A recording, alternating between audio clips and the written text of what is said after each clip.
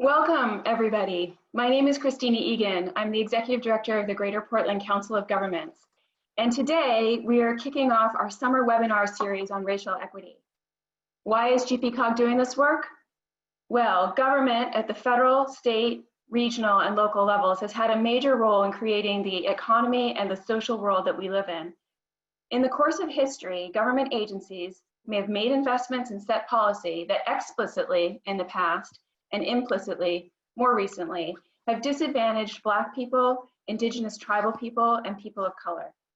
In the planning world, if you've studied planning like I have, the most visible example of this is highways that have been built through inner cities, which have displaced immigrant communities of all ethnicities, as well as Black people. All of us who serve in government are stewards. We're responsible for serving all people in this region.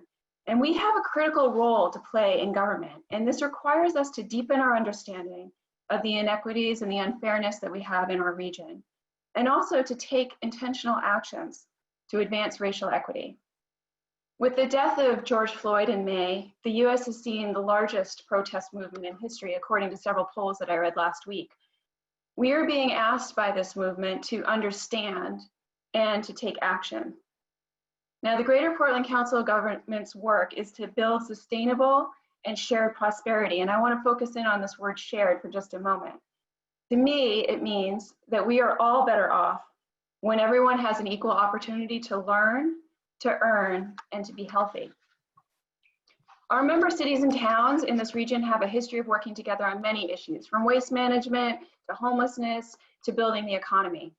Just last summer, we worked on an issue that has a racial equity component, and this was to find homes for the asylum seekers that came here from Africa. The staff, the managers, and staff at many of our cities and towns and our electeds worked to find housing for our new neighbors. And many residents opened their homes in our region through the Host Homes program to take people in. We are a welcoming place. But we are also a place where it's harder to thrive if you're a person of color. In Maine, we have just 2% of our population, which is Black. But as you may have seen in the headlines, 24% of all of the COVID cases are with Black people. That is 20 times higher than the white rate of contracting the virus. And this is the nation's worst racial disparity in the whole country. The state's Permanent Commission on the Status of Racial, Indigenous, and Maine tribal populations said that this disparity in the COVID crisis is not surprising given the other pre-existing racial disparities we have in Maine. If you are a woman of color with a college degree, you earn only slightly more than a white man with a high school degree in Maine. Black Mainers are 6 times more likely to be incarcerated, and they compose 11% of our prison population. And this disproportionate amount of punishment begins at the school level, with Black students almost 2.5 times more likely to be suspended. 25% of Blacks in Maine live in poverty, which compares with 11% of whites, and 19% of our homeless population, which we have a large share of here in the Greater Portland area, is Black. I wanted to ground us in some data, but I also wanted to share this quote that I read in the BDN from a protester about police brutality.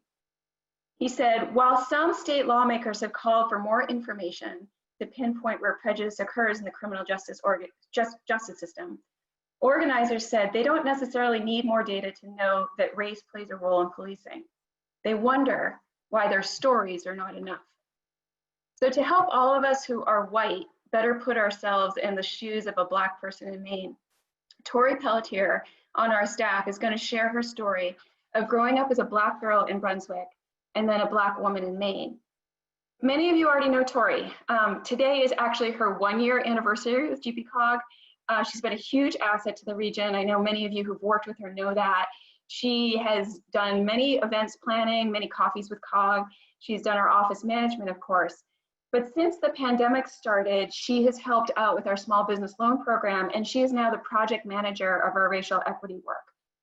We believe that Tori is actually the first person of color that GPCOG has hired in our 50-year history, and we are really glad to have her. Before I turn it over to Tori, to introduce the panel and share her story, I need to say one thing, which is that GPCOG staff and board, we aren't experts on race and justice. This is new territory for our agency, and we don't actually know what we don't know. I expect, unfortunately, that we are going to make mistakes and missteps as we convene and support community dialogues around race and equity in our region. All of us on this call come to this challenging and emotionally charged issue with different backgrounds and experiences. And my hope at GPCOG is that we can all dive into learning together. We can forgive each other for mistakes, and we can try to find ways that we can take intentional action to advance racial equity. With that, I'd like to invite Tori to share her story. Hello, thank you, Christina, so much. I really appreciate it. And thank you everyone for being here and for spending your afternoon with us. I'm looking at the attendees right now. It looks like we have 132 people, which is fantastic. So again, thank you for being here. I know we have elected officials. It looks like we have some GPCOG stakeholders and members of the public. So it's really an exciting time. And before we really dive into the content, I just wanted to share my story. Some of you may know it, some of you may not, but I wanted to just take a little bit of time to tell you all who I am. And I know I may not look like it, but I am a local Mainer, and I'm really, really proud of that. I was born in Miami, but I was adopted when I was only a few weeks old. And so I have been in Maine ever since. And some of my favorite pastimes include eating steamers at Harriseket, going ice fishing on East Grand Lake, having pizza and fries from the Old Orchard Pier, and soaking in the amazing scenery as much as I can, making my out-of-state friends very, very jealous. I love this state, and for the most part, it has always loved me back. But that's not to say that being a Black woman in a very white state does not come with its own set of difficulties. And it really wasn't until, it wasn't until school that I really realized how different I was. I was the only Black person in school for years, and the questions that I received were endless. I've been asked why I don't bruise, if I feel pain the same way that a white person does. I've been asked what it feels like to be a slave, and a variety of other really shocking questions. And while these uncomfortable comments and questions would most often end with me crying in the guidance counselor's office or on the school bus, I did have a great group of friends, and I did trudge forward to middle school and high school, where I was one of maybe 6 Black people in school at that point. The comments took a more severe turn then, as everything in high school often does. And while I look back on my time fondly, I was not spared from the racism that seeped in. I was compared to a zoo animal. A monkey and an ape are the most common names that I've been called. I've also been compared to food, a Tootsie Roll, a chocolate cake, and burnt toast, just to name a few. And I've been on the receiving end of relentless bullying about my hair, how I speak, how dark and undesirable my skin color was, among many things. And it was around that time that I realized it didn't matter necessarily how nice I was or how well I did in school or out on the soccer field. The color of my skin was always the topic, and it was really hard for me to form an identity outside of that. All of the micro and macro aggressions, however, really pale in comparison to being called the N-word, which has been said to me on multiple occasions here in Maine as a kid and even now as an adult. In my experience of being called this word, it's almost always from a complete stranger, and weirdly enough, it always seems to happen when I'm in the best of moods and having a great time. The scenario really hasn't changed much. It normally consists of me out with my friends, minding my own business, and someone here in Maine at that moment just disgusted by my presence and deciding that I am too Black to exist in their white space. I've been in scenarios where it's been said directly to my face or just loud enough that I hear it and I see the laughter directed at me when I lock eyes with the person who said it. Each time my night is not only ruined, but so is my self-esteem, And I spend days building myself back up again, comforting myself with reminders that the person maybe had too much to drink, or they're just trying to show their boldness in front of their friends. I convince myself that I am not that word. And also, even though I convince myself that there are many other people in this state that love and support me, despite what that one person said. It does help numb the pain, and after a few days, I always bounce back. However, I unfortunately can never forget the incident, and it joins the reel of countless other experiences of racism that I've dealt with here in Maine that I make a mental note to try and move on from. I remind myself that it is not Maine as a whole, it's just a few people who live here. But I would be lying if I said the paranoia doesn't seep in as I run my errands the next day. And thoughts of whether or not I belong here in Maine start to take shape in my mind. I start thinking, does everyone hate me here? Will I ever be more than just a random Black person that nobody wants to get to know? Will I always be judged for my skin color, which is something that's entirely outside of my control? Whenever I tell people about the several times I've been called a slur here in Maine or just experienced racism in any form, the response is often the same about what they, a white person, would have done if they were me, and most often includes some type of altercation. Did you get in their face? They ask me. Did you get physical? Did you scream in their face? Because I would have gotten physical. I would have screamed in their face. That's not okay.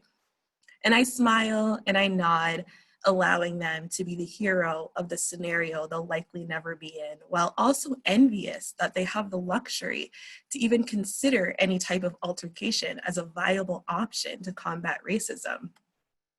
I then give them my response, asking them to set the scene with me. Imagine me getting in a white person's face, screaming and yelling. My race has been historically and constantly judged as aggressors, as thugs, as animals. The cops would be called, and given what we've seen play out between police officers and Black Americans, I'm not entirely confident on how the scenario would end or whether or not I would live to tell you about it. When I experience racism here, I am angry, yes, but as a Black woman, I have to make a conscious effort to keep myself composed. I have to be strong enough to be taken seriously, but light enough as to not be labeled the angry Black woman. I have to be tough enough to respond firmly to racist behavior with my words, but not so tough that I'm threatening, because we've all seen what happens when Black people are assumed to be threatening. Being Black in a white space such as Maine is a balancing act of emotional steadiness that I work really hard to conquer. I can't just get mad and get upset without it turning into a potential situation. Black people have been murdered for much less than yelling at someone, and my mind is always on the what ifs before the scenario itself can even unfold. When it comes down to it, it really doesn't matter how much flannel I wear, or how often I wear my bean boots, or the fact that I can eat a lobster proudly without needing a bib or without needing instructions. I look different, and I am a different race. So to some people here, I will immediately be summed up as the enemy. The stares in the comments will always happen. Me asking my white friends to accompany me inside stores I'm not familiar with will always happen, but I do dream of the day that I can just blend into this community. I dream of the day I can be just like everyone else, the day that my skin color isn't seen as an immediate threat. It should not be a negative mark against who I am as a person before I can even open my mouth to introduce myself. I want to be comfortable driving past law enforcement, especially at night, without a pit in my stomach. And I want to be able to call them and know that they will protect me and not confuse me for the perpetrator and kill me before I can even get a sentence out to explain why I called them. I want to be equal, and I have wished for it my whole life. And yes, on a technical level, Black people and white people are equal. We can both vote, we can both own property. But think of all the Black people you know and the ones in your community. Do you really feel that we are equal to you? Do you really feel like there's been space that's been made for us? And do you really feel that we are all one within the community? Do you feel like there's been an active acceptance? Well, I still haven't learned how to respond to the racial slurs I've received and will continue to be told to go back where you came from by random strangers. Maine is my home. Just like you, I grew up here. Just like you, I love this state. And just like you, I belong here. I hope you will all open your minds and open your hearts to accept that, because there is room enough for the both of us. And really, not just the both of us, there is plenty of room here for all of us. I really look forward to the day when my skin color is respected and supported by everyone that I meet. Our work here at GPCOG is to really take the first steps towards putting a lens to racial equity and inclusion within our region. We want to work with all of our members in having these open and honest conversations and doing the necessary work to support communities of color. And we are definitely not experts, and we are never going to claim to be, but we are ready to learn and we are ready to do the work. And I'll be the first to tell you that this is not going to be the most comfortable of conversations. There will be times when the incorrect thing is said. There will be times when you're going to have to choose between being comfortable and making real substantial change, because those two things are not always the same.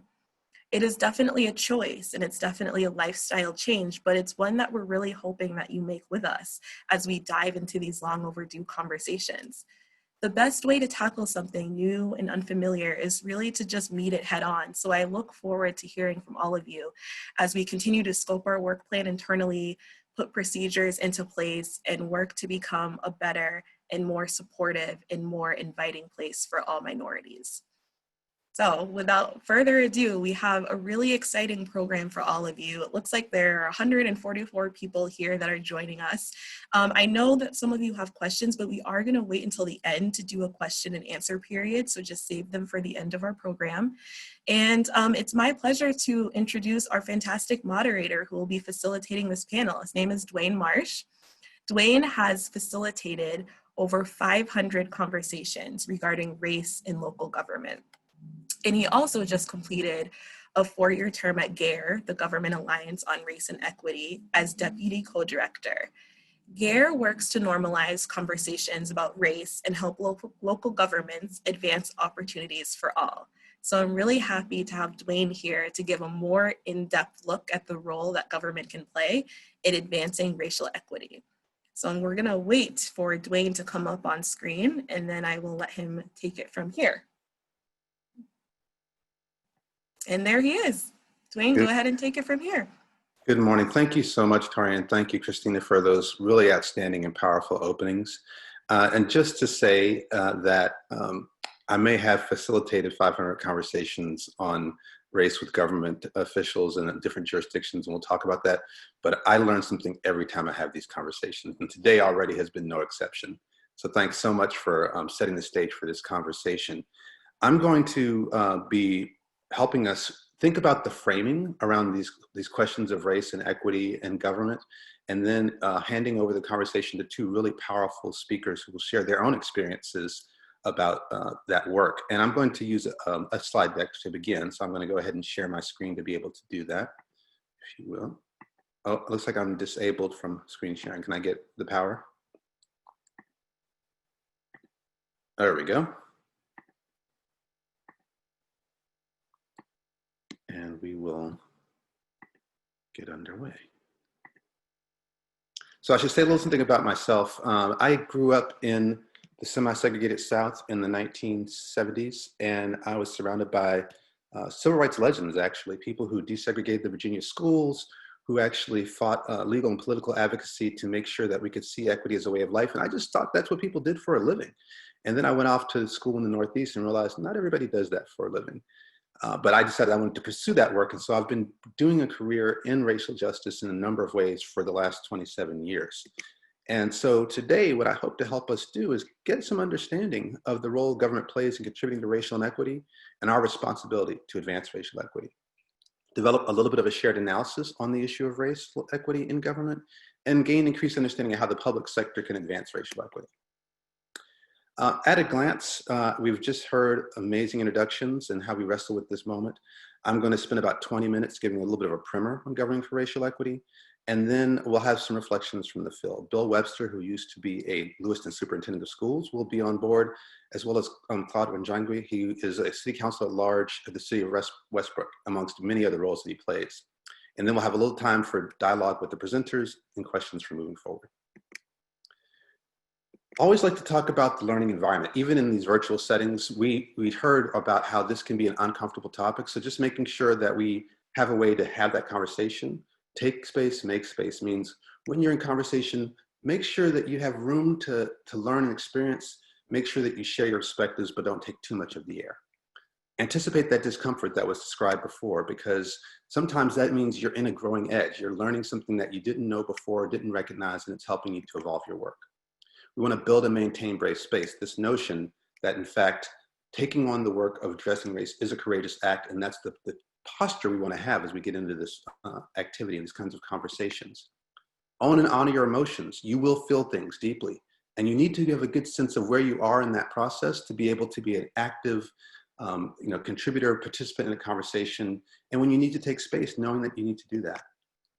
We often say what is said stays, what is learned leaves. Of course, this is a public webinar, but what we mean by that is stories, incidents will come up. The lessons learned from those stories are the important factor. It's not just about spreading it. You heard something about so-and-so, right? This is really about what can we learn from our experiences that helps us to grow and to do stronger work.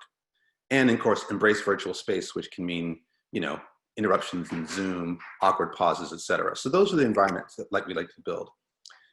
There are some assumptions that come to this work. Race matters, and we're seeing that nationally right now, that we're having a kind of referendum on race in our country. We can no longer pretend like this is not an issue. And we're not just talking about individual acts of bigotry, we're talking about systems, institutions, and structures that perpetuate inequity. And we have to recognize and acknowledge what are part of those systems and institutions. And we have a responsibility for advancing racial equity. So if you can hold those assumptions with me, then we can really get into this conversation. Now we're in this moment, right? Where the global pandemic is revealing just how pervasive racial inequities are. We've seen that the people who are Black and brown in this country are bearing the brunt of this work. Our national and global economies are cratering to a staggering degree, and again, disproportionate impact on Black and brown communities. The epidemic of systemic racism is now coming to the forefront. Through policing, it's now ignited unprecedented national protest, and we're seeing national perspectives on race with the most dramatic shift in almost 60 years. And we have a crisis of democracy, really a challenge. Are we going to hold on to that framework that is supposed to be what we aspire to as a nation? And so we face unimaginable responsibility in trying to contend with some of the greatest constraints ever. Government has a role to play in this. There's some values and realities that we have to hold on to and think about that drive that work. All men are created equal. Think about the Declaration of Independence, an incredible aspiration, and yet it has a basic inequity built into it because of the 3/5 compromise, that in fact, it wasn't all men who were created equal, and it was only men. And so that inequity and that paradox is carried through us. It's the unresolved challenge of democracy that we still have to address today. With liberty and justice for all. We all used to say this when we did the Pledge of Allegiance growing up as a kid, but I know as an 8-year-old in Richmond, Virginia, I would look around and that phrase didn't apply to my community. There's something structurally wrong when an 8-year-old can look at an aspirational statement like that in the Pledge of Allegiance and recognize it's not happening for all of us. And then government of the people, by the people, for the people, shall not perish from the earth, from the Gettysburg Address. Really the top aspiration of what government could be from that famed address. And we know, in fact, that's an aspiration we haven't actually achieved. We can look at government's history and note that explicitly it played a role in creating and maintaining racial inequity. This isn't a debate or a point of view or perspective, it's historical fact. And we deal with that legacy as government, even if we're as progressive as is possible in this day and age. We know that work went from being explicit to implicit after the progress of the Civil Rights Act, which outlawed discrimination, but basically also muted the conversation on race. And so government entities stopped talking about how race was affecting their policies and practices. And as we know, if you don't really have intentionality around your efforts on anything, you're not going to make the progress you want. And so we saw that some of the same inequities from the civil rights movement have not really shifted that greatly 60 years later to today. But what we've seen more recently is a real pattern of governing for racial equity, proactive policies, practices, procedures that center race in decision-making and help us understand how we can change outcomes. And that's the conversation we want to move into. Some people say, well, yeah, is it race or is it class? Is it gender? Is it, there's so many disparities and marginalizations. Well, that's all true. But we lead with race often, and this is why. Racial inequities, they're deep and they're pervasive. You can take another marginalization, heterosexism, sexism, ableism. If you disaggregate by race, you will see disproportionate impact within that particular marginalization. We cannot get to equity if we don't solve for racial equity. And racial anxiety is on the rise. It's often the elephant in the room. Now the elephant is blaring and we have to deal with it. So we have to figure out how to deal with anxiety. We also know that an institutional and structural approach can be used in this arena that could help with other areas of marginalization, but specificity matters. If I were to say to you, I want equity for everyone forever, odds are I wouldn't get equity for anyone anytime soon. We have to be targeted. We have to be fixed in our goals. We have to have a North Star to which we are working toward. And so we lead with race often, center that in our work to address all inequities. It's not exclusive. We bring an intersectional analysis. So nationally, what we've seen is best practice that looks at normalizing conversations, operationalizing systems, and organizing for change. What do we mean by that? We have to normalize the conversation, have a shared analysis and definitions, and means we have to think about what we think we mean when we say what's happening in a racial situation. And it could be an individual act of bigotry. It could be a system that is out of sync. It could be an institution that we feel like has practices that are perpetuating inequities. All of those are true, but we have to make sure we're talking about the same thing. Otherwise, we can't have strategies that are aligned. And we have to hold urgency and priority. Sometimes it feels like this is going to take, it took us 350 years to get here. It's going to take us that long to resolve it. We don't have that kind of luxury. People's lives literally being lost today because of that. Now, if you can build that urgency, if you can normalize the conversation, then you can operationalize. Look at tools, data that can actually help you understand what strategies you need and drive results. But in doing that, what you often find is you have to organize. And this isn't just about organizing and community organizing as we think about it, which is hugely important. But it's also about how do we look at our own internal systems, operate differently within departments, look how change our infrastructure, recognize we can't do everything alone, so we have to partner with others. And ultimately, it comes back to community and their ability to govern, lead, and have power. And that sharing of power between government and residents is the ultimate kind of touchstone of if we're organizing properly. And I'll say, that moment when you think you've been organizing and making relationships with community and they jam you because they don't agree with what you're doing, that's when you're starting to make real progress towards advancing racial equity. All of this towards the notion of visualizing the kind of communities we want to create. So when we say normalizing, what do we really mean? Well, for example, equity, equality, we hear these terms bandied about all the time. And back in the day when we used to go out to places and we weren't all locked in our apartments and houses, if you went to a long-term event, a sporting event or a concert, ultimately there'd be an intermission and you'd go to the bathroom, right? And we'd find different length queues for men and women. And you start to unpack that and you'd ask yourself, why is that? Why is there only men and women's bathrooms? But that's another part of the conversation. But what we found was often the difference in experience leads to different outcome, right? Same number of stalls in many cases, women's lines longer because the experience of using the restroom is often a little different for women than it is for men. And so the first thing we recognize is we have to think of the experience of the affected community if we're actually going to be able to have equitable outcomes. And so that leads us to say, what do we do about this? Because while the women are stuck in this queue, the men are often waiting for the women they care about. And so this is something we have to hold. When a system is broken, generally it's disproportionately broken for a particular group, in this case, women. But the reality is it's probably broken for everyone. And so we can actually improve outcomes for everyone if we deal with the marginalized population. So we could say, well, let's change the number of stalls. Maybe that could get the ratio right. But then you ultimately start to think, well, why are we defining the conversation in this way? Why is this the kind of bathroom situation we have to have? And that leads us to thinking about other people who need to be benefited as well. And it leads us to thinking about the way in which we can actually change our definitions. And this is the third thing to hold. Sometimes if you want to get a better result or outcome answer to a question, maybe you need to change the question. And so this notion of how we get to the root of how things happen, to get to understandings of how we're having these differences is really critical to how we think about racial inequities and how we address those. So racial inequity in the US, as we're seeing, literally from life to death, determines how well you do. From infant mortality to life expectancy, race will show you how your life's going to look and everything in between, right? From jobs, education, housing, arts, criminal justice. If you are Black or brown in this country, you are going to have more severe outcomes based on your race. And we know that's not natural. We know that disparities aren't naturally occurring, they are created. We have to figure out why they are happening and interrupt them. So what does that mean? It means we have to close the gap so race does not predict one's success while improving outcomes for all people. But to do that, we have to target strategies to focus improvements for those worse off.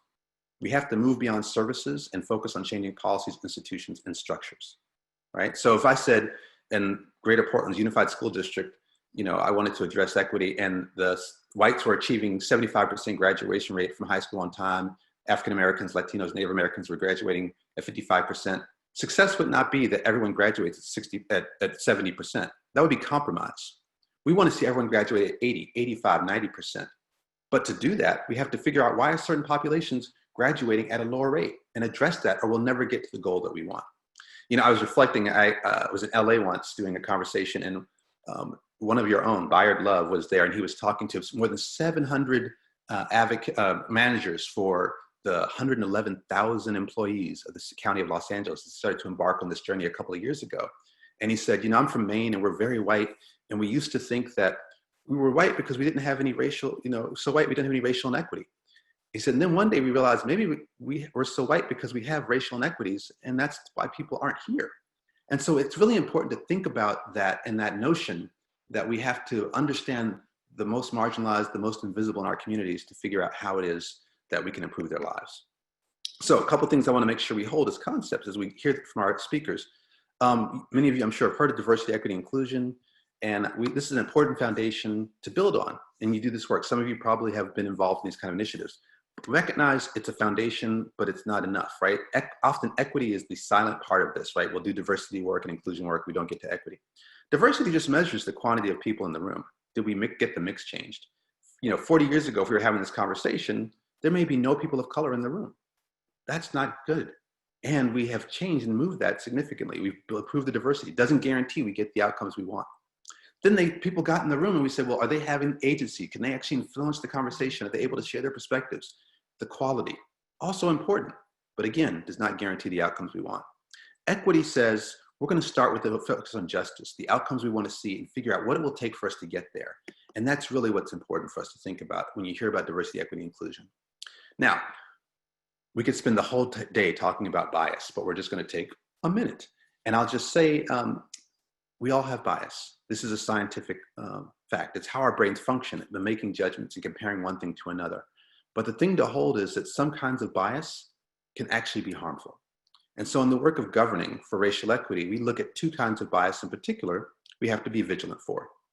Explicit bias, implicit bias. Explicit bias is directly expressed. The person who's wielding it knows exactly what they're doing, and we do too, right? So if I own an apartment building and I put a sign in the window that says whites only, everybody knows what I mean. I know what I mean. There's an explicit bias I have for whites against others. That's what I want to see happen in my apartment building. But if it's implicit bias, it's expressed differently, indirectly. I may not even be aware that I'll have this bias and it's operating subconsciously, but the net effect can be the same. That same building, I might never put a whites only sign up, but if I instinctively do more property criminal background checks on African Americans, other people of color than whites, then inadvertently, I may create the same outcome because that invites bias from other systems like the criminal justice system or the education system. And ultimately, it may be a higher barrier for those people to get into that apartment than it is for whites. And this is hugely important because in the arena of government, typically what we are encountering is implicit bias. And implicit bias is deeply informed by our culture surroundings and the inputs that we receive in ways that we're not even recognizing we're receiving it. And so it's really critical that we recognize that we have to address implicit bias in our work, because if we don't, we won't get there. As far as I know right now, there's not a government in the country that's interviewing people saying, do you have strong specific biases against people of color? And they say yes, and they go, oh great, you're hired. That's not what we're up against, right? We're up against the implicit bias that says that in fact, we will make decisions and judgments without even recognizing we're making them. The other thing to hold about bias is that unfortunately, thinking you can deny it or suppress it actually makes it worse. It kind of enhances or amps our prejudice rather than get rid of it. So we have to openly acknowledge and challenge it exists and then develop strategic interventions to address that. The good news is we know how to do that, right? We can actually look at our own work and say, what kinds of policies are we creating at an institutional level, at an individual level, explicitly, implicitly? and we can think about the policies that may come out of that. And in this chart, and if you ever go back to your own jurisdiction and play with this chart right here, focus on the institutional implicit policies that negatively impact one group unintentionally, because that's where, if you do a kind of census or survey of your work and look for bias in your work, this is where the vast majority will happen. And that's an activity you can actually do and figure out how you move to that. To do that, it really is good to get bias training, which we can talk about during the conversation. So those definitions I mentioned, again, individual racism, bigotry, discrimination against an individual based on race, deplorable, not acceptable, often happens, but it's not the thing in government that we're really up against. It's the institutional racism, policies, practices, and procedures that work better for white people than for people of color, often unintentionally or inadvertently. And that's where, if we don't address those, they create a system, structural racism, that's the history and current reality of our institution across all institutions, combining to create a system that negatively impacts communities of color. I come out of the house on Monday, I don't get to say, well, I'm gonna choose to deal with housing on Monday, I'm gonna look at transportation on Tuesday, arts on Wednesday, food systems on Thursday, and law enforcement on Friday. Those things are happening concurrently.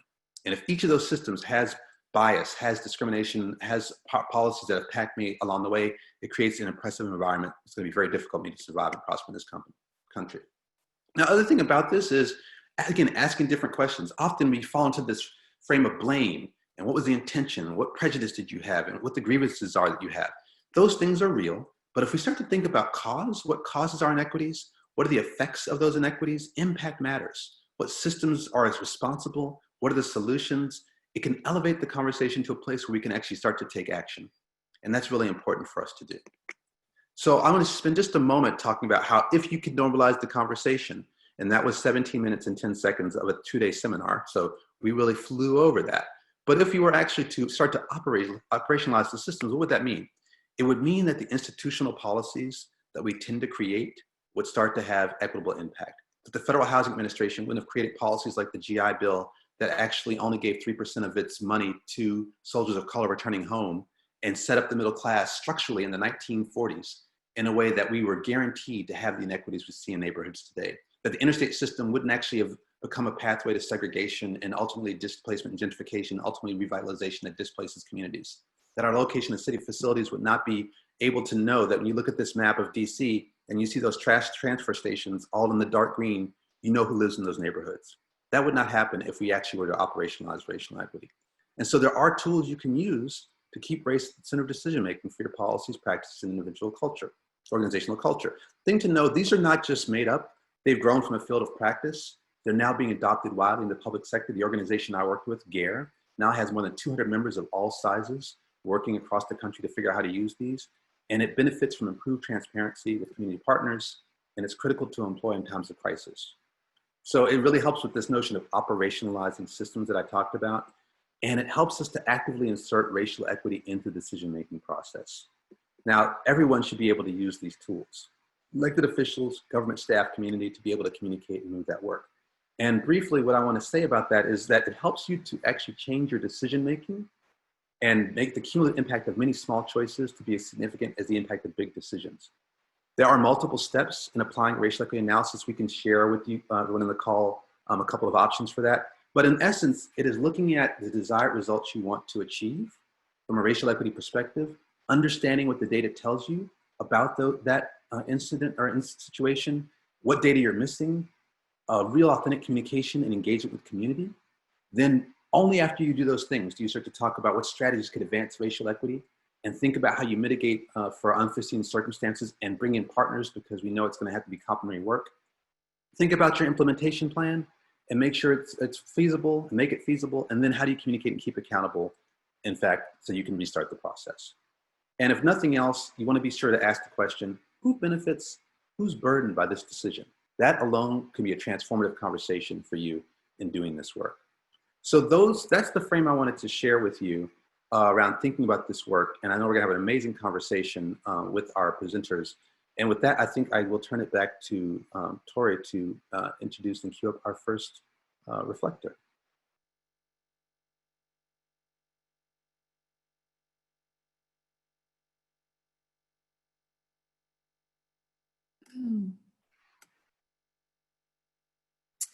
Thank you, DWAYNE, so much. That was absolutely amazing. I'm looking forward to going over your PowerPoint again and again. That was fantastic. And I know there are still a lot of questions.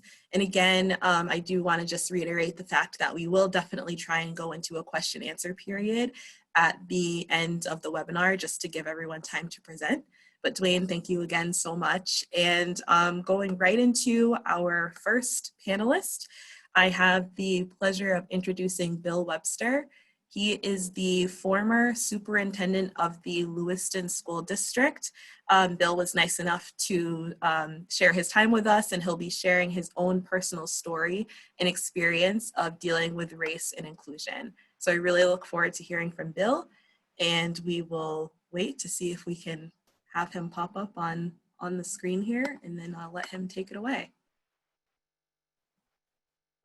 There he is. Hi, Bill. Thank you. Hi, Tori. Thank you very much, and I'm honored to be part of this webinar.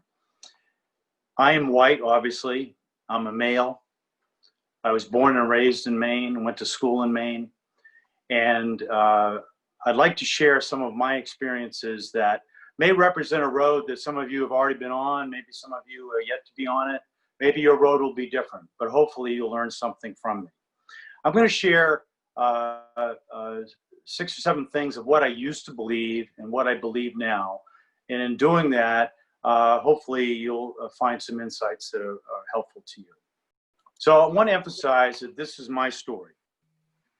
Yours will be different. But at the same time, I hope that something here will resonate with you either today or perhaps sometime in the future. I also want to emphasize that this is a lifelong journey. So what I believe today is still evolving, and if I were to present to you a year from now, I suspect it would be different. So one of my beliefs growing up and well into my adulthood was the belief that Maine was exemplary in its history. Now, I know and I believe that Maine is a great state, but it has its own share of racism. We've seen a pig's head rolled into a mosque in Lewiston. We've seen KKK flyers in Freeport in recent years. There's a picture of a KKK march. It took place in Milo, Maine, with over 400 participants, all wearing white hoods. So here's the picture of the march in Milo, Maine. Now, I saw this picture for the first time just a couple of years ago. If I had seen this growing up, I wonder if my thinking about our state would have been a little different. The second belief that I'd like to share with you is that I used to believe that racism is only taught. Now I believe that we're all wired to have bias against those physically different than we are. And one of the things that I want to mention is that over my last 2 years in Lewiston, on a monthly basis, we had racial dialogue with my administrative team, representing anyone who supervised teachers and staff in Lewiston Public Schools. And halfway through this 2-year process, we had a presentation by a firm in Portland called Mindbridge. And I would strongly recommend listeners may want to explore getting in touch with them. What they presented was clear research that made it well understood and known that we all have biases, often unconscious biases. And if you think about it, most of our roots in generations and generations, eons ago, we were in tribes. And for our own protection, we had to have antennas go up if we saw people that were different than we were. Those wires still exist in our brain. Many of us are not even aware of them. And we have to work very hard to weed out that unconscious bias. When many of my administrators heard this presentation for the first time, there was relief in that they didn't have to feel that the label racist was because of their beliefs in something they did. Now there was an understanding that we all have this bias and we have to work hard at it. So Mindbridge, a firm in Portland that I strongly recommend. The next belief I'd like to share is this belief that I should be colorblind when it comes to color of skin. Now I believe I must be conscious of race. Because if I'm not conscious of race, then I'm minimizing everything that's happened over the last 400 years to people of color. And this has been a change because I used to take pride in, I'm colorblind. I treat everyone equal without regard to the implicit biases that exist throughout our culture, in our institutions. Another belief is in regard to history. I used to believe that we should teach African American history. Obviously, there's a story there. But now I believe that Black history is an integral part of all our history. And the picture that I'm sharing here is from Malaga Island, a poor Black or mixed race family that lived there at the turn of the century. Many of you probably now know the story about how the state of Maine basically forcefully removed every occupant of that island. And some went to the school for feeble-minded in Pineland, and others were integrated throughout other towns in the area. And this sad story was not well known until the last 10 to 15 years. Again, whites were the cause of what happened on Malaga Island. And just to think, if this story had been taught early on in our educational system, how we might be in a different place today. The next belief that I'd like to share is that I used to believe that I'm a good judge of what is offensive. Now I believe the minority must be the judge. Here's a picture of cheerleaders at Skowhegan Area High School. Their mascot for years was the Indians, and probably most of you know the story. Just in the last year or so, they finally voted the school board there to do away with the Indian mascot, and also there's a state law that was forcing them to do that. This, I think, is an important issue throughout the United States today. We look at statues, mascots, dress. There's this concern about political correctness voiced by some, cultural appropriation. But to me, it's, as some of our speakers have already put in words, we need to put ourselves, and it's impossible for us to put ourselves in the shoes of a minority and what they've experienced in life. Therefore, they must be the judge of these situations. That's one of my beliefs.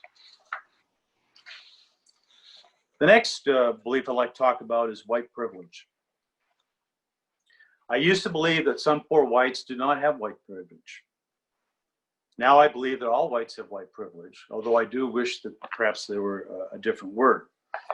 Now I'd like to share a Facebook post that I received from one of my teachers. She wrote, "The facilitator spoke to a group of teacher leaders about white privilege. My guard instantly came up. Privilege? I don't have white privilege. I grew up on the tree streets in downtown Lewiston. My father, a French Canadian, hardworking man, was harassed and ridiculed for his speech. My parents worked hard and we didn't have a lot of money. But I get it now. I listened, I learned, I am still learning." And what I have pictured here reads, "White privilege doesn't mean your life hasn't been hard. It means that your skin color isn't one of the things making it harder." And I just made a list of a few things that resonated with me on this topic. When I wake up in the morning, I don't think about my race. I don't think that's the case with many blacks in Maine.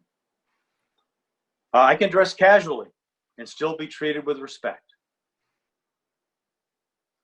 I am never called an immigrant or an illegal. I'm not monitored in stores, nor are my bags checked. I can choose not to talk about politics.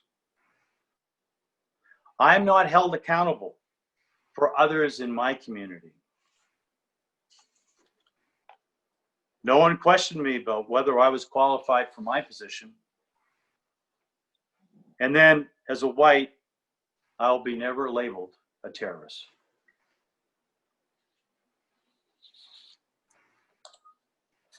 I used to believe that we needed to focus on changing the minds of those that are racist.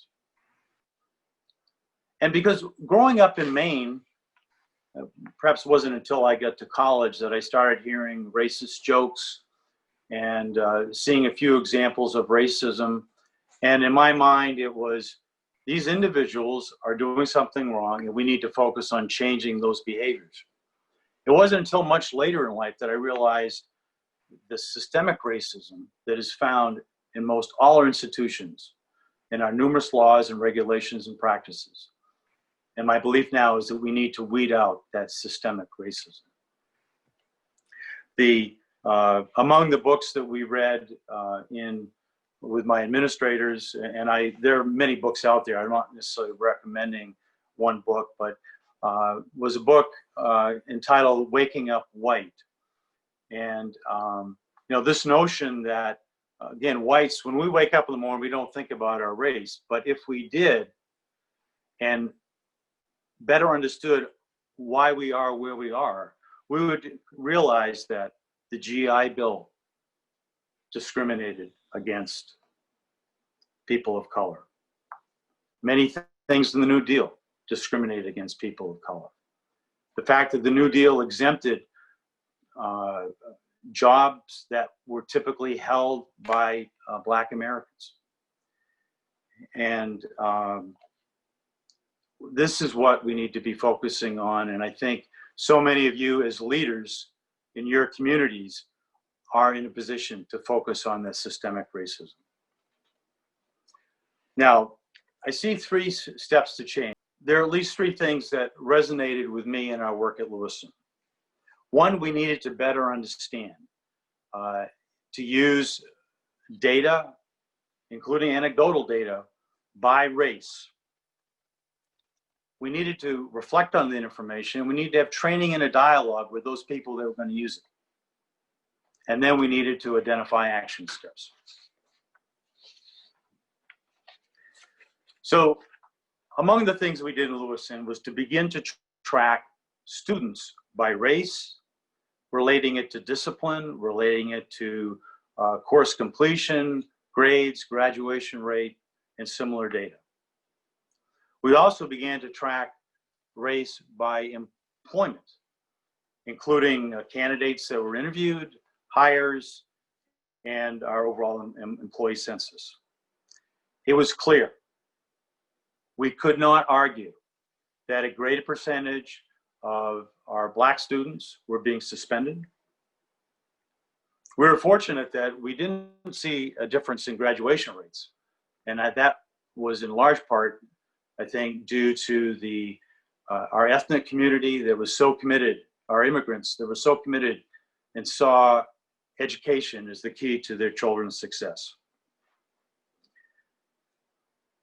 We also realized, and some of this was anecdotal and we're still improving reporting, that our Black teachers, and they were few, but our Black teachers did not have the suspension rates of Black students that our white teachers did overall. And the research is clear that students do better, people do better, if they see at least a few teachers or staff that they're working with that come from similar backgrounds.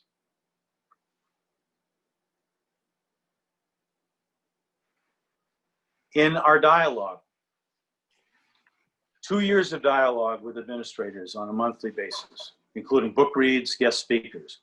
And for many of them, it took that 2 years to be in a position to feel, I am ready to be a leader of systematic change in our schools. And that may be too long, but for many people, this is a tough journey and not something that's going to happen overnight. When I was leaving, we were beginning to roll out this to all staff.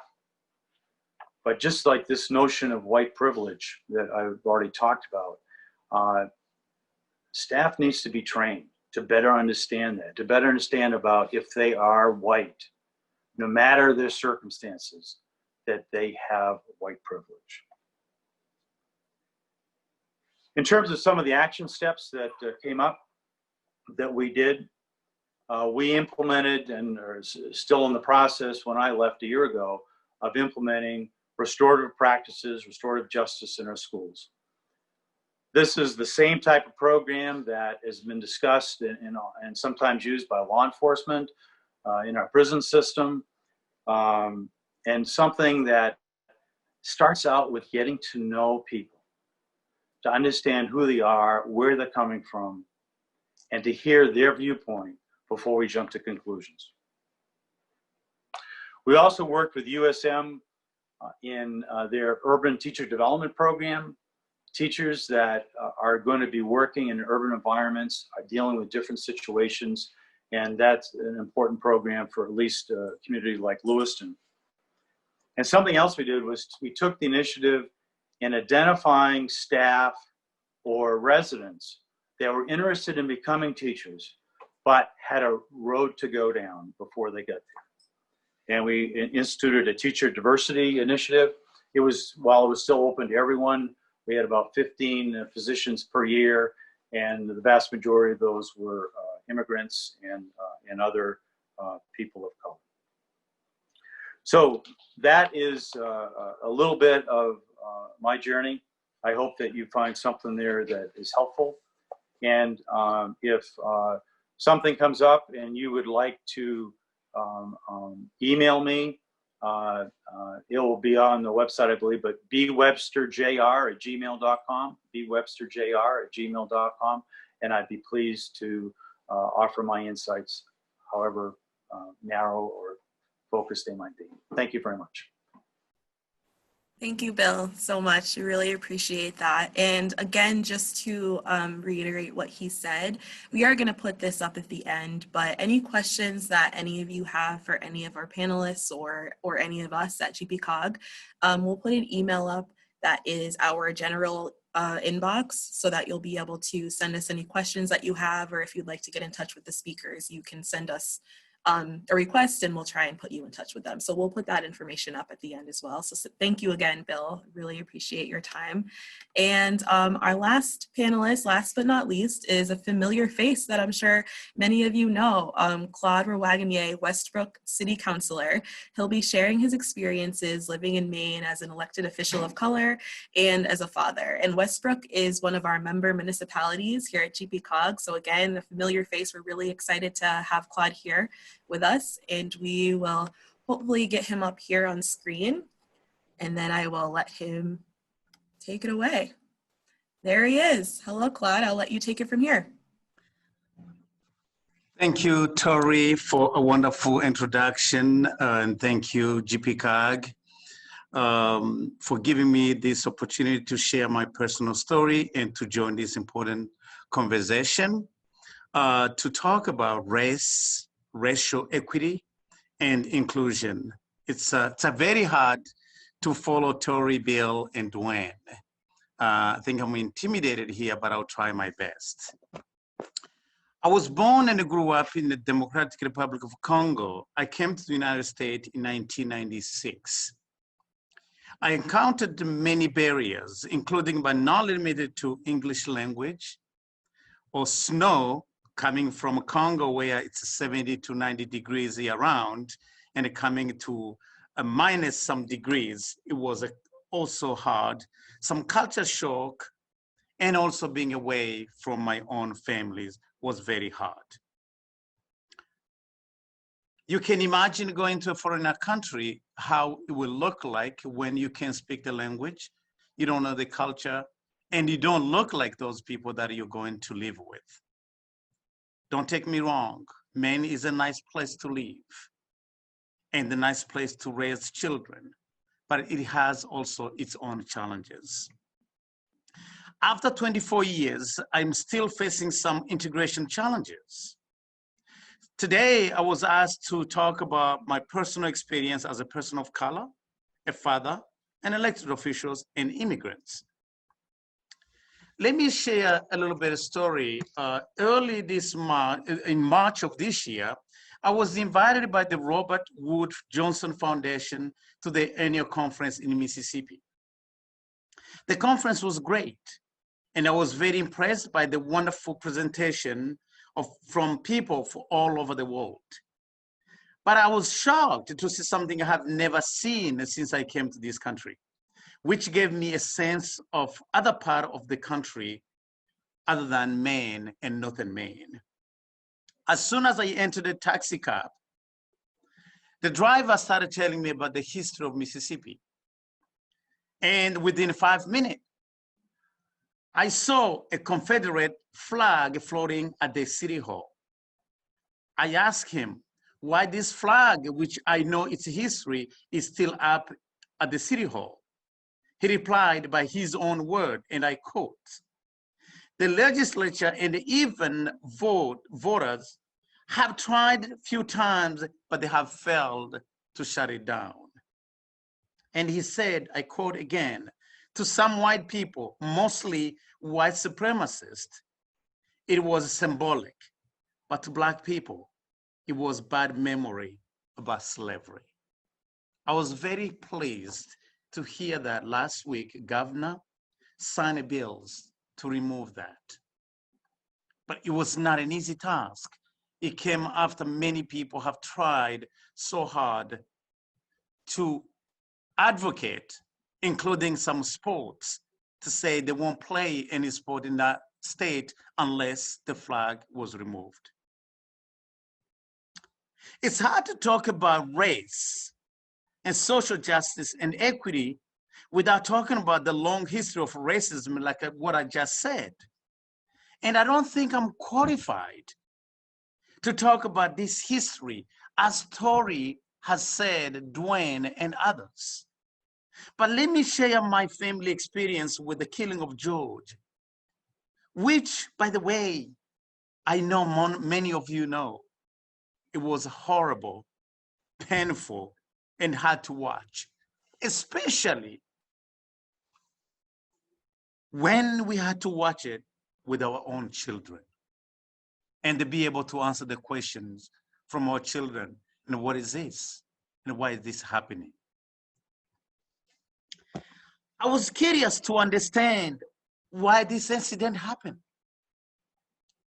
And I read, according to many reports, police were called to the Cub Food store on the corner of 38th Street and Chicago Avenue in Minneapolis on May 25th, which was a Memorial Day, to report a man who was using fake bills to buy a pack of cigarettes.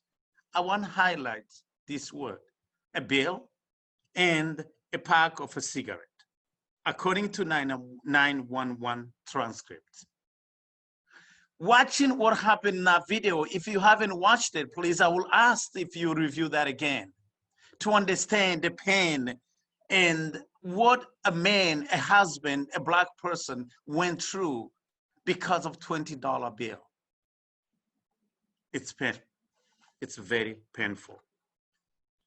And you know what followed, all of you, and the impact that 20 bill or a pack of cigarette has had in this country and across the globe. Couple weeks following the killing of George Floyd, every evening, my family and I would watch the news. We saw peaceful demonstrations with small group of people burning and looting businesses. I said to my sons, that's wrong. Why should they do that? And my sons push back and say, Dad, you don't get it. This is a history of 400 years. It has happened for 400 years. And that's why this is an anger and this is frustration of those so many years. Since then, we have seen many businesses and the municipality releasing statements in support of Black Lives Matter and condemning the killing of George Floyd. Is that enough? Releasing a statement is a first step, but the most important is what action would be taken following this statement. Change will not happen overnight. It requires stakeholders to agree that change needs to happen, as you have heard from Tori and many others. This is a tough conversation to have. Some municipalities are limiting this discussion by revisiting the police use of force or defund the police. The conversation is bigger than that. We need to investigate a system, and I underline the system that was built to favor certain individuals over others. We are talking about abolishing racism, disparities that exist in healthcare, employment, police policies, housing, and many other things. Just because I'm Black, I cannot run in my neighborhood without being judged as a suspect or terrorist. That is wrong, and people should not be judged by the color of their skin. Racial equity is about applying justice and a little bit of common sense to a system that has been out of balance. When a system is out of balance, people of color feel the impact. But to be clear, an imbalanced system makes all of us pay. I saw this in Rwanda, where almost 1 million people were killed during the genocide in 1994, just because they were Hutu and Tutsi. And by the way, this was a history from the Belgium who colonized the country, who told the Hutu that they were inferior to the Tutsi. And they grew up knowing that the Tutsi are enemies. I see the same thing in the Congo, where my own tribe as a Banyamulenge have been in existence since 1885. But just because we speak the language of Rwandan or Tutsi, we are discriminated at because we are Rwandese. We should go back to Rwanda. I'm happy that I'm out of that place. But again, that's when the system is in imbalance, all of us pay the price. Let me say a few words about the consequence of racial equity. All of you have seen, it's not a secret to anybody, that's Maine deep COVID-19 racial disparities. We are now at the top of the map in this whole US. The current public health emergency caused by COVID-19 and the resulting economic recession is harming Black and African-American men, as well as other racial diverse communities. But let me tell you what broke my heart during all these issues. I received a phone call from my own niece who told me that she had a baby after getting a C-section.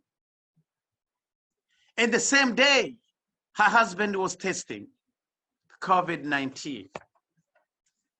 I tried very hard to isolate the husband, even though the husband was a person who was helping the wife and the 2 years old and one day daughter. Unfortunately, after working to send this person into a quarantine place, 3 days later I was called by the same niece who told me, you know what? I think we sent my husband too late. Now I have tested positive with my 1 week baby. That was devastating. I have never heard but 2 weeks old baby with COVID-19. This disparity is rooted in systemic racism. While this disease is a new pandemic, these disparities are not new.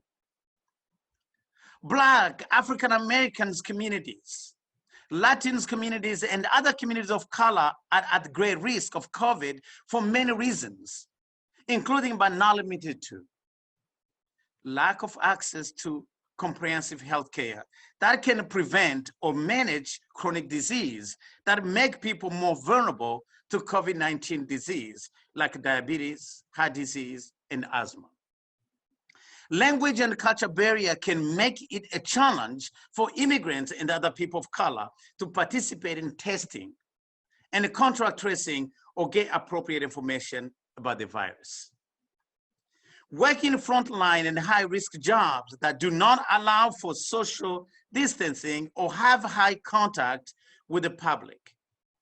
Recent analysis revealed that Black workers, women, and immigrants are most likely to hold jobs on the front line of the coronavirus fight. When all of us are in our homes, these poor people are actually working. This includes jobs in healthcare, direct care services or group home, food processing, and retail. Many of these low-wage workers do not have access to paid sick days or paid leave that would allow them to stay home if they are at high risk or if they feel symptoms. Some are excluded from the unemployment insurance system and have no income option if they must stay home or lose their job due to the virus economic shutdown. Many of these workers lack adequate protection in the workplace to keep them safe. Low-income workers are also more likely to need to use the public transportation or carpool to get to work, which also increases the exposure. Lack of safe housing is a challenge. Just today at 9:30, when I was trying to put this presentation together, I received a call from an immigrant fellow who told me he just got the result and tested positive. And he needed a place to quarantine. I said, I put all this presentation on the side and I wanted to do this referral immediately. Because based on what he told me, and it's a reality, it's true, he lived with his wife and 2 kids and 2 elderly 85 and 70 years old people in the same house. The fear of contacting them with the virus, I had to put this down and work around finding a place for him to quarantine. People of color, and especially Black, indigenous, African American, are also disproportionately harmed by our policing and incarceration system. We heard that from DWAYNE and many others. Disparities already exist in our education system for people of color and immigrants. Solution must be led by those from the communities most impacted. I don't think anybody knows our own challenges and our own culture more than ourselves. While some local municipalities in the state try to find some solution to address the growing disparities, those solutions have failed to reduce the disparities.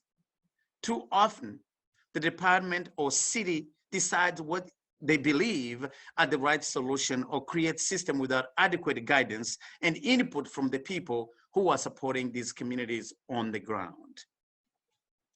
My colleagues and I have been meeting since March. It has been 15 weeks with very limited resources to try to educate, to provide outreach, and also to do this shelter in place to our members of the communities. But I think the cities will have a better chance, including the state, to partner with us to be able to address these disparities.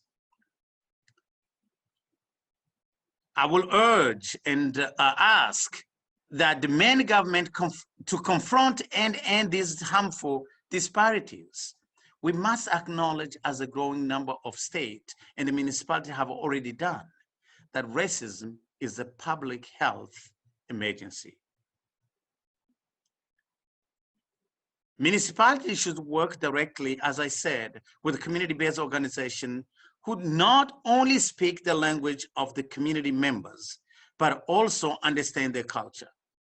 Resources must be available at the city level or state. But remember that some of these people cannot pick up a phone or even go to the website to read and understand what's going on. The data is clear. We cannot ignore the growing disparities of Black, Latino, and other manners of color. What we are experiencing is unprecedented, but I will urge all the stakeholders, those who are listening, the pandemic is bigger than just health. We need to work together to fight it, and we need to work together at the municipal level, at the state level, to fight this COVID, and then open a longer conversation to discuss about race, social, economic injustice that has affected for 400 years many individuals, including Black and many other minorities. Thank you very much.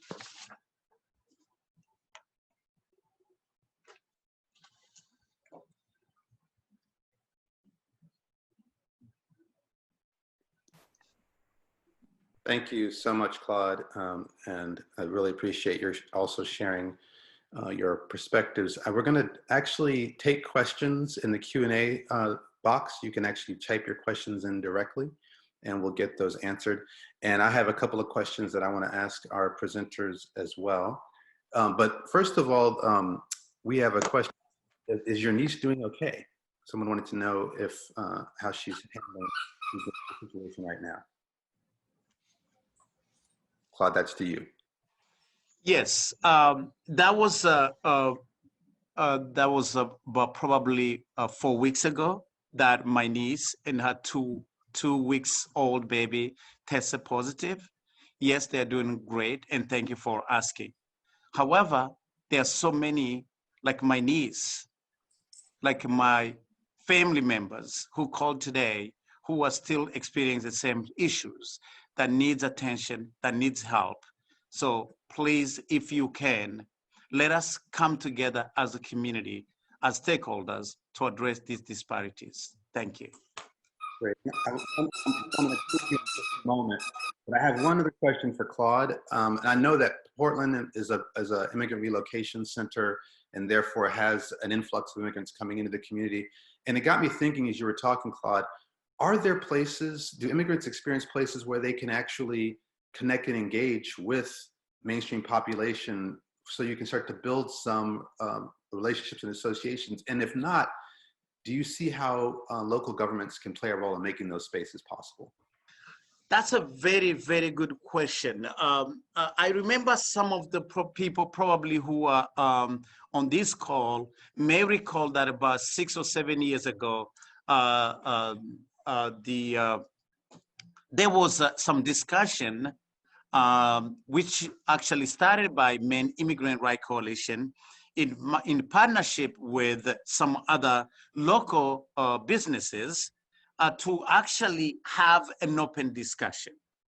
What we saw was mostly immigrants and nonprofit organizations actually coming to these conferences. It was a series of 6 workshops that's actually happened at USM, which allowed us to discuss about issues of integration, economic integration, employment, and how immigrants who are actually working in these many businesses can come together. What we did not see in those instances were actually government officials, municipalities, and also businesses itself. So I think it's about time that we continue to open up this discussion, because immigrants right now are vital to the Maine workforce in Maine. Otherwise, if we don't have these immigrants working, if we don't talk about their language, if we don't understand their needs, it will be hard for us to be integrated. We have acknowledged and we continue to experience not only immigrants, many others who have said, these are people from away, or some even at the high level calling immigrants terrorists. that is not a welcoming environment that allows us to be able to discuss together, to be able to work together. I will welcome this kind of discussion between the GPCOG and our local municipalities to be able to work together. Again, as I said in my presentation, Maine is a welcoming city. We have seen what City of Portland have done after so many years with the Office of Economic Opportunities. We have seen how general assistance have been changed. We used to have people going to the general assistance at 2 in the morning, so just they can receive a voucher. There are some changes that are happening, but again, we still have a long work to do to be able to work together as a community. So yes, there is organization, mostly nonprofit organization, but again, as Christine said early, when we had the influx of asylum seekers, I applaud again GPCOG. We work together with them. Again, we work together with the Maine Immigrant Rights Coalition and then many other businesses and organizations, many foundations that really stepped up to support this nonprofit. But we need the government, we need the municipality, we need the state to be also to work with us. I also want to say the governor did really a good thing during that influx of asylum seekers. She declared an emergency situation. That is what we are asking even today. That what happened at the expo was then, but today we have a pandemic. We need this to be an emergency situation, especially for people of color who have experienced these disparities that everybody have seen. Thank you very much. Great, thanks. And I'm gonna hope we can keep our answers to just a minute. We have 3 or 4 more questions. I wanna ask though, Bill, something really powerful you said. You talked about white privilege and the uncomfortableness of recognizing that. And then even as you went into it, you said, it wasn't until I got to college that I actually saw experiences of racial incidents. Itself a form of white privilege, to be able to get to 18 and not know what that means. So I just wanted to lift that up as a really powerful reflection you had. I'm curious, have you found spaces where white people are talking to each other about this in government or just in social settings? How do we start to have comfort embracing the discomfort of this reality? That is also a good question. I think that in general, whites have great difficulty talking about race, and that includes those that would very much like to have such a conversation, but whites are often afraid of saying the right thing, the wrong thing rather. And I think that we need to work hard to create safe places where everybody can voice what they say without fear. And strong facilitation, I think, can be very helpful. And that's what we did in Lewiston with my administrators. But I was always concerned about, and white privilege was a perfect example. If that wasn't presented to certain staff in the right context, with the right facilitation and training, they would have been shut off. And I was very concerned about that. Great. A couple of questions have come in. I'm going to answer just briefly, quickly, and I'm going to leave a couple minutes for next steps. Somebody asked, how do we address the symptoms and results of a broken capitalistic system when poverty exacerbates racial and social injustice? The short answer, of course, there isn't one, is that data and consistent strategies to get at the root cause of the disparities we see allow us to address systemic racism and begin to expose how our system needs to be changed. And that's kind of a moment we're in right now. And I know it's not a totally sufficient answer, but again, having this commitment to racial equity is a pathway to get there. Somebody asked about whether government officials listening to hearing from community when government has so much implicit bias and power. I would say this is why we try to approach a methodology that helps entire jurisdictions start to build racial equity analysis around their patterns of behavior, because then you actually can point to the institutions and structures that have to be changed versus having people think it's an individual action. Claude, I saw that you wanted to answer live a question about the event at USM.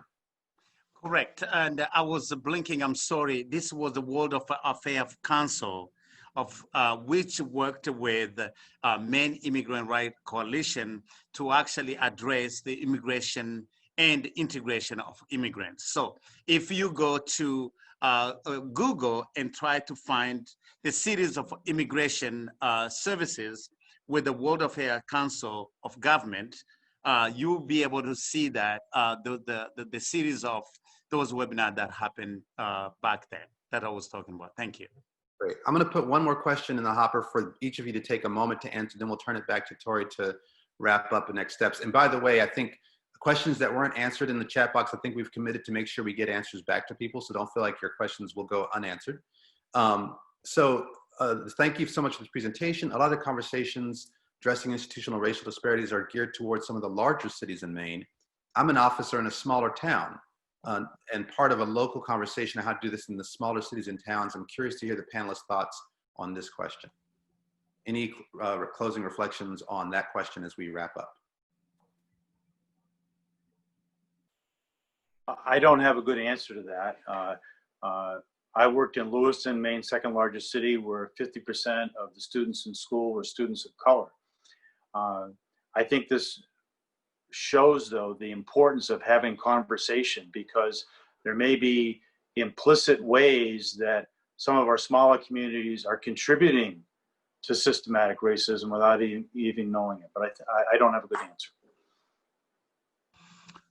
Same here, but I think it's just so important that we look into this conversation that just started, and get some guidance between those who with experience like DWAYNE and others. Again, the best way, the best approach for this issue is actually conversation that we just started. And again, I want to add one thing. Many municipalities and state are just showing that defining the police or just looking at the policing issue of brutality is the only thing they can do. This is just bigger than that. So opening up a conversation and see how the system is built and who does it favors and not favor, I think is the best way to address these issues. Thank you. Thank you. And I'll just say in closing that I mentioned the membership of the Government Alliance on Race and Equity being more than 200 jurisdictions at this point. Minnesota has the second most jurisdictions in the network. And some people say, wait, Minnesota, but it's 114% white. I'm like, no, actually it's more like 84% and changing. But the point I want to make here is that there are a lot of towns and cities in Minnesota who are wrestling with this very question, and they're finding answers with each other, trying to figure out how to resolve it. How do you deal with a hyper minority population that's experiencing racial inequity? So I would invite jurisdictions to check out the work of GARE, see if they think that could be helpful for them. And I'd invite the COG to think about bringing this conversation to the forefront. I want to thank all of you for an amazing conversation and for the commitment to this work, and GPCOG in particular for giving us a space to have it. And with that, I'm either turning it back to Tori or Christina. I think I'm closing out, right, Tori? Yes, you are closing out. I did just want to reiterate before everyone leaves that we will again be taking any of the questions that didn't get answered to our info@gpcog.org email address. So feel free to share any questions, any comments, anything that you'd like us to pass on to the panelists to that email. And we'll put up a slide as well with that information, and as well as some of our next installments that we'll be working on. So again, I just wanted to come on and thank everyone for coming, and I will turn it back over to Christina for her closing remarks. So thank you. Thanks, Tori, and thanks, Tori, DWAYNE, Claude, and Bill for sharing your insights, your thoughts, being courageous, being honest, being candid. I think it was moving and also really enlightening discussion today, and that's attested to by the number of texts and emails that I've been getting throughout this program from people thanking all of you for being part of this. We do have a webinar series on this. This is really the introduction to racial equity. And we have, I think, 3 or 4 more webinars that are planned. I think Tom will put that slide up so you can see what's coming your way. We, as municipal officials and staff, are going to be looking at doing a deeper dive on what cities and towns can do on employment in the workforce, on the things that we focus on regionally, on transportation, how our transportation decisions can advance racial equity, our zoning and our housing, of course. Then we'll be looking at general assistance and education and community. And thank you, Bill, for naming the things that have been done in Lewiston. We're going to do a deeper dive into how schools can play a role also in advancing racial equity. And then we'll also be doing some work on public safety and policing. I wanted to say that the way that GPCOG is approaching this, Tori is our project manager, but we're aligning our work around our strategic priorities. And our first one is to operate with excellence, and that means internally.